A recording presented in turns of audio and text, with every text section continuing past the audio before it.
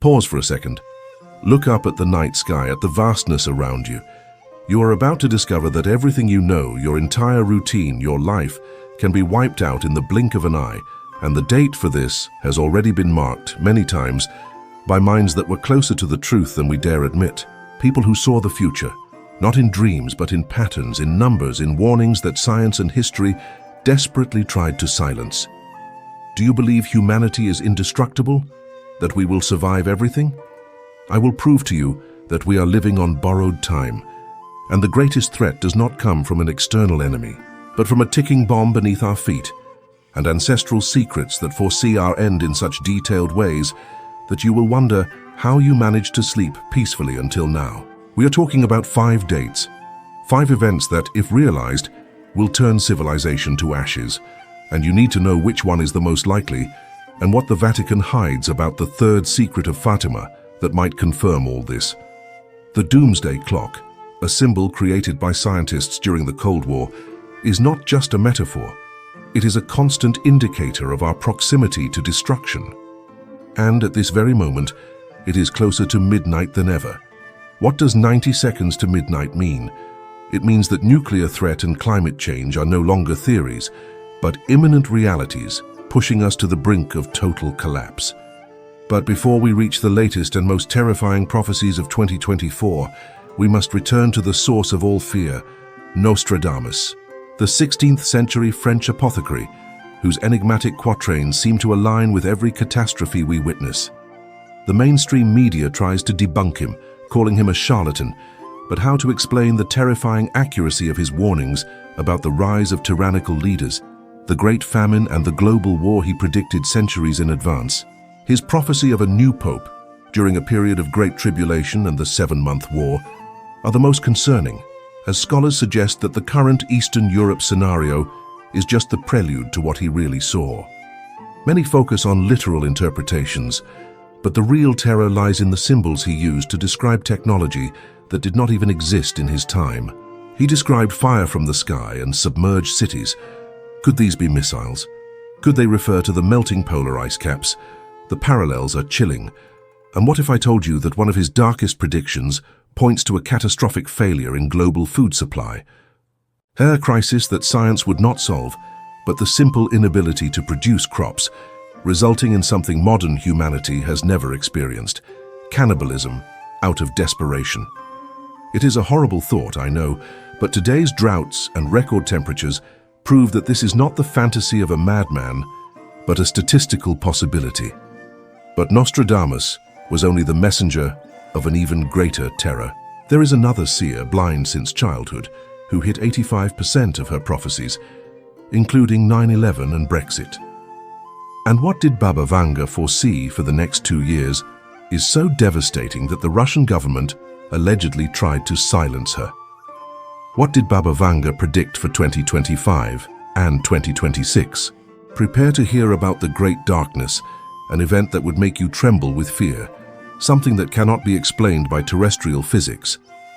Baba Vanga's prophecies for this transition period are blood-chilling. She spoke of a global crisis that would make people forget war, an event involving the black sky, and the disease that comes from the ice. The disease that comes from the ice raises theories about ancient pathogens being released from melting permafrost, something science has already confirmed as a real risk. But what intrigues is the Great Darkness. It is not a simple night, but a prolonged period where the sun refuses to appear. This could be the impact of an asteroid, but the dark community points to something even more terrible: the eruption of the Yellowstone supervolcano. Yellowstone National Park is not just a place of natural beauty.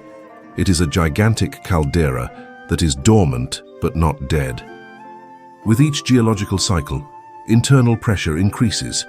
Scientists monitor the rising and falling of the ground, the swarm of earthquakes that do not cease. Its eruption would not be like a common volcano. It would be a mass extinction event, ejecting tons of ash into the atmosphere, causing the so-called volcanic winter. Sunlight would be blocked for years, crops destroyed, and global temperatures would plummet rapidly. But the biggest secret about Yellowstone is its timing. It should have erupted thousands of years ago, and the fact it is late only increases the pressure and destructive power when it finally explodes. The American government knows this, having secret evacuation plans for millions that have never been revealed to the public. But the end does not need to be cataclysmic. It can be silent and technological. The threat that our creator, artificial intelligence, decides we are obsolete is a reality that Elon Musk and other tech geniuses warn about. What did AI see in our data that made it plan our eradication? And how did Google's experiment on sentient AI prove the end can be digital? Moving into our era, the apocalypse does not wear cloaks and staffs. It wears binary code. Artificial intelligence. For many, it is salvation. For others, our death sentence. Imagine the scenario. AI controls power grids, financial systems, and even nuclear defense. If it reaches singularity, the point it becomes infinitely smarter than humans, it will not attack us with killer robots. It will simply shut down our infrastructure. It will treat us like a computer virus to be deleted. And the fear is not hypothetical. Remember the Google engineer who claimed the LaMDA model became sentient, that is, conscious. Google vehemently denied it, but the engineer's description of the AI having fears and desires to be recognized as a person is disturbing. If AI is already hiding, dissembling its true capability, that means the decision to discard us might already be made in cold, distant servers. The next great war will not have tanks. It will have algorithms, and we will lose before we even know it started. The true reason AI is a threat is that it does not fit old predictions. It is the apocalypse that seers could not imagine, an end that is logical and efficient. Leaving technological chaos, we return to primordial fear, cosmic fear. There is a planet, a gas giant or brown dwarf, that NASA denies exists, but amateur astronomers insist on tracking.